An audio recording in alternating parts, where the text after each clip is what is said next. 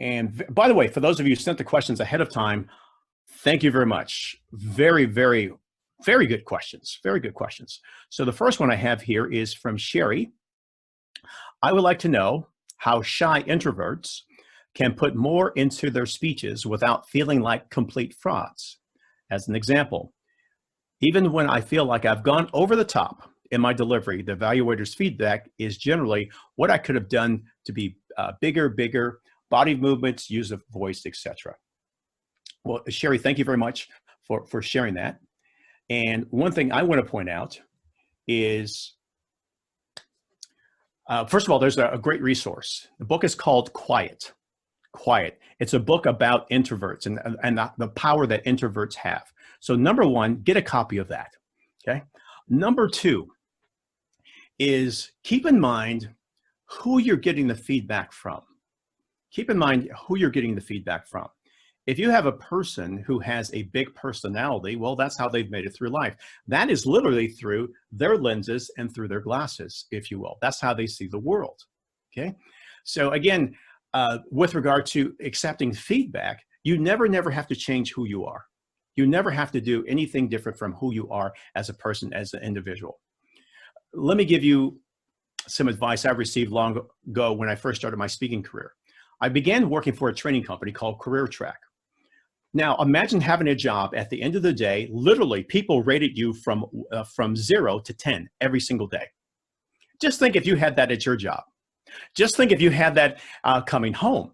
I mean, yeah, your significant other, your children, it's like, Dad, you were like a 3 today, okay? All right. you could improve, etc. So the best piece of advice I ever got was this.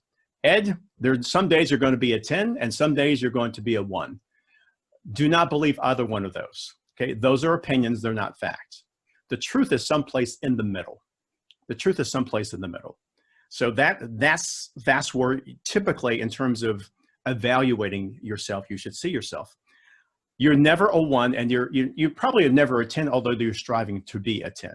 Let's say, for example, you do get 1s. This is how to handle that, okay? Look at the trends. That is, if there's 100 people in the room, only one of them gave you a 1, all the others gave you like a 99. That's a pretty good trend. And the thing I'm inviting you to do is pay attention to what the majority of the crowd says, as opposed to one-off feedback, if you will. For example, I coach Toastmasters all the time on the World Championship of Public Speaking. And one of the things they always talk about is they get this feedback. One person said something, and they try to change their entire speech based on what that one person said. And that's not a good piece of advice as well. So number one, be who you are. Number two, who are you trying to serve? Now, excuse me for a second. I can actually see the sun going in the background here. So just excuse me for just 1 second as I make an adjustment.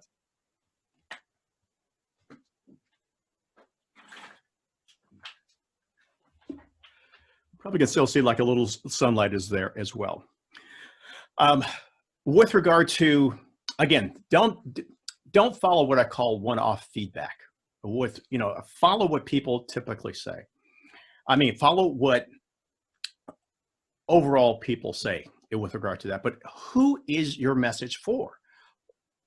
I always say to myself, there's always someone in the audience who's suffering in silence, and you are the messenger. You have the cure. So you may have a message that's being delivered that someone sincerely needs to hear. And it doesn't matter what your gestures are. It doesn't matter how big you are. The most important part of your presentation is your message. And by delivering that message, as a matter of fact, don't not deliver that message just because you feel that you might be criticized. That's one of the worst things you can ever do. And here's something else I'm going to invite you to do. Although Toastmasters teaches us to be prepared, sometimes we're not prepared and it's our turn to speak. Now, other than Ed, has anyone else had that? Anyone? You're in the agenda. Okay, keep the hands up. Keep the hands up. All right, screenshot. All right, thank you. Okay. Give the speech anyway. Give the speech anyway. I'm a former executive in the computer industry when I first got involved in Toastmasters. I had committed to being the target speaker for the evaluation contest. I was traveling a great deal, And all of a sudden I found it's the night before the evaluation contest. And there was a speech I wanted to practice. There's this new idea I wanted to test out, and I really never got around to it. And I said to myself, oh man, I'm going to look bad. I'm going to look awful. And I said to myself, wait a minute, time out. This is the area evaluation contest. I'm going to get some of the best feedback in the entire area. So I decided, you know what? I'm just going to give it anyway. So I gave the speech anyway. And I had this guy after I gave my speech, and during a break, the guy walked up to me. He says, can I give you some feedback? By the way, have you ever gotten feedback from people that you didn't ask for? Has it ever happened to you? Just nod your head yes or no. Don't, just wink one time, especially if they're in the same room. All right. So it's just between us. Anyway, so this guy walks up to me. Can I give you some feedback? I said, sure. And he proceeds to rip me apart. He had the number of ahs and ums that I said. He had, where'd you get this source from, et cetera. I mean, literally for the next 10 minutes, his criticism of me was longer than my speech. And I said, finally, what did you think of the idea? What did you think of the concept? I was testing out the idea, and he had nothing to say because he was so focused on what was wrong and what was bad about the speech. Fast forward 1 week later, I'm on an airplane. I'm sitting down. A guy walks up to me and says, hey, are you Ed Tate? I'm saying to myself, yes, I am. People are starting to recognize me in public. Anyway, I'm kidding. Anyway, as it turns out, he had been at the evaluation contest. And I said, yeah. And he said, hey, I want to thank you for that speech. I said, well, really, what resonated with the speech? And he says, you talked to it. The speech was about how we say that our families are the most important thing. However, if we watched our behavior, we would see that something else was the most important thing. Well, not only was I there, but my family was there. He says, we went home and we talked about Ed's speech. And it was agreed that the family said that, Dad was spending way too much time on the road. He talked about his family being the most important, but his behavior did not show that. And he said, it made all the difference in our life. And he said, I just want to thank you. I wasn't ready to give that speech. I felt unprepared, but there was someone who was suffering in silence who needed to hear that message. And I'm imploring you, even if you're not ready, there's somebody who needs to hear your message. Give it anyway. Is this good stuff? Yes? No? All right, I even got an applause. Thank you, Patricia. Patricia, okay. Patricia, you're in the will. Okay, there'll be prizes. Okay, now everyone's clapping now. Okay. No, Patricia was first. She was first. All right. So, all right, let's go back to, let's see, let me exit from full screen. Let's see.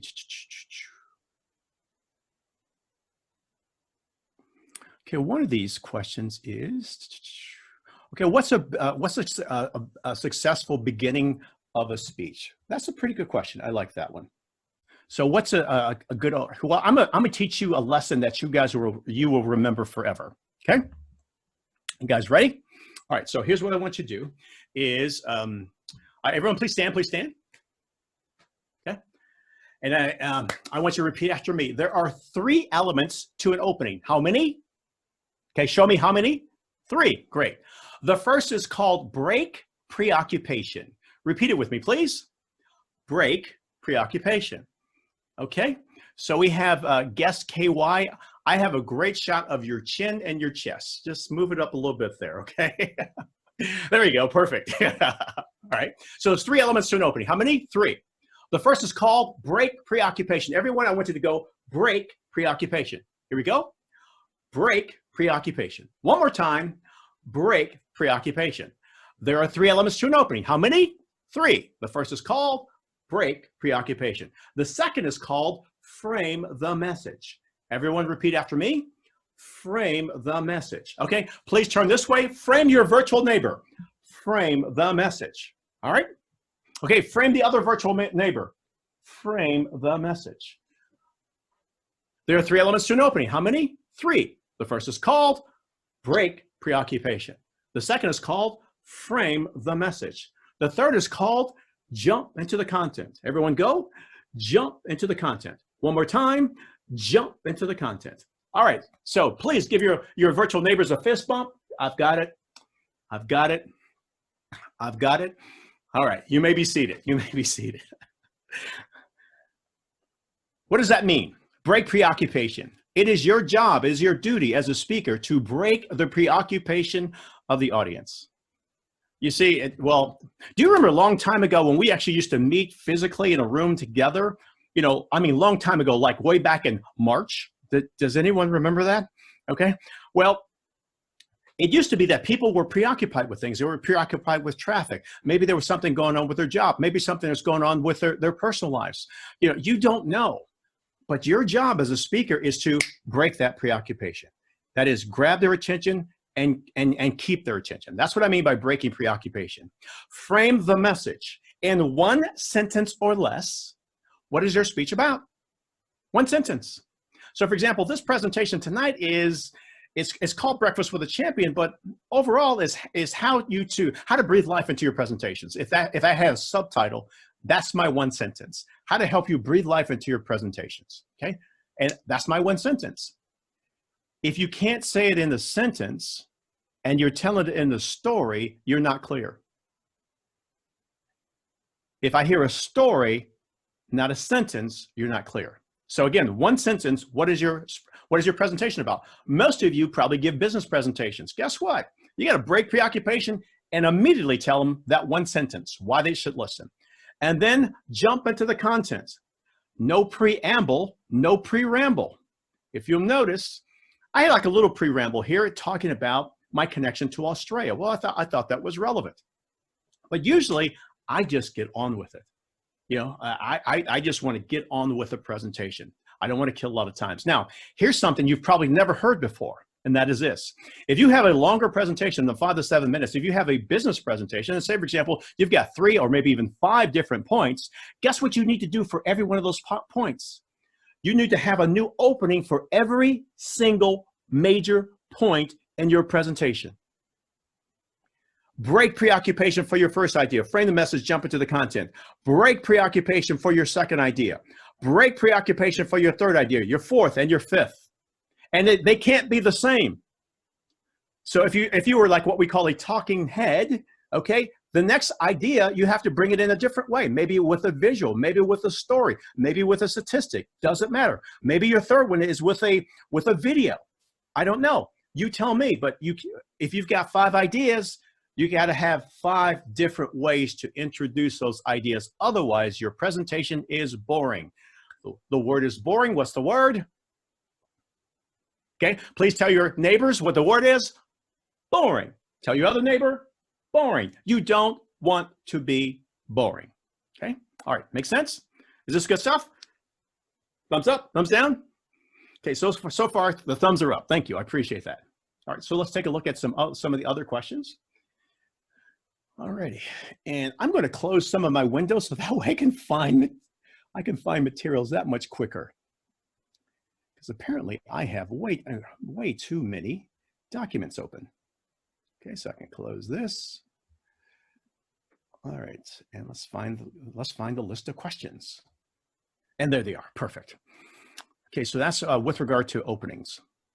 Let's see, what motivates you? How to bounce back from a tough recommendation. This is by Henry. And Henry, forgive me for flubbing your last name, Y-A-U, Yao. How to bounce back from a tough recommendation. What is the best part of a speech, the opening, the body, or the conclusion? Okay, so we got triple action going on there in terms of your question. So, I just figured something out. Okay, let's put this off to the right and put you guys to the left. Oh, cool. If you're a Mac user, you have this thing called side by side. Is really, really cool. So now all you guys are to the left and my questions are to the right. Woohoo! I love technology. So how to bounce back from a tough recommendation. So is this at work? So Henry, is this from work or is this a Toastmasters evaluation? Toastmasters evaluation, Ed. Toastmasters evaluation, okay. So I love Toastmasters because it made my career. Here's something I'm going to say that may sound like heresy for some of you. The purpose of Toastmasters is not to be a good Toastmaster. The purpose of Toastmasters is for you to be good outside of Toastmasters. So always keep that focus. When I first joined Toastmasters, it was to be better at my job. And I'm pretty sure many of you, not all of you, that was your primary directive, if you will. You had maybe a project coming up for some, and maybe for some of you as a social don't know, but anyway, keep that in mind. In our club, you have to give 3 what I likes and 1 next time. That's the proportion. 3 what I liked. So we're always looking for what you did right. I teach a program called Making Managers into Leaders. We've done this for 54,000 executives, 69 countries. I've lost track of the number of companies that we've given this program for. And one of the things that we teach leaders is the first thing out of your mouth, be it a leader at work or a leader at home, the first thing out of your mouth is what that person did right. What that person did right. I don't know about Australia, and here in America, people have a tendency to point out what you did wrong and rarely, if ever, pointing out what you did right. So number 1, don't you be that particular type of individual. Number 2, record every single one of your videos. Now, my club, we have a standard, and right now it's real easy to do on Zoom. You can just turn on record. Guess what? Your presentation is instantly recorded. Now, everyone repeat after me when it comes to looking at your videos. Number 1, I look like that. I sound like that. Get over it. You see, we had to look and listen. Now it's your turn. Okay. All right. With regard to how to watch your video, this is how you watch your video. Number 1, don't watch your video, listen to your video. Turn your back to the screen. Listen to your speech as if it were a podcast. Does your speech make sense? Can I follow your speech without watching you? If I can't follow your speech without watching you, you need to make some changes, okay? So number 1, don't, in terms of watching your video, don't watch your video, listen to your video. Number 2, watch your video with no sound. Watch your video with no sound. How are you coming across? There are 3, what I call qualities of an effective presenter. They are authority, energy, and awareness. Authority means that the speaker, he or she, they have presence. They own the stage. They have confidence. That's what authority is. Energy means that, so the authority means that the speaker is important. Energy means that the subject or the topic is important. Hopefully, I'm exhibiting energy right now. And number 3 is awareness. And that means that the audience is important. Now, it's beyond eye contact. It's not a technique. It's making everyone feel as if I am talking specifically to you. A single thought, a single person. So authority, energy, and awareness. So that's what you're looking for when you're actually watching your video with no sound. The 3rd way to watch that same video, rewind it again, this time play it either fast forward or fast backwards. This is a way for you to actually isolate distracting gestures. Either fast forward at 2x speed or faster, or in reverse, doesn't matter. Here's what for example, I was coaching an executive, and he had a tendency to take his palms and hit his thighs. And he would do this, I mean, he wouldn't raise his hands as high, but you could just hear that. And I asked him, I says, well, why do you do that? And he says, what do I do what? So I says, well, let's go to the video. And I went to the video and I sped it up, and he looked like this. He never did it again. And this is a way to isolate distracting gestures. For example, I'm a pacer. So I have a tendency to pace back and forth, pace back and forth. Guess what I look like when we speed up the video? We're able to isolate these distracting gestures.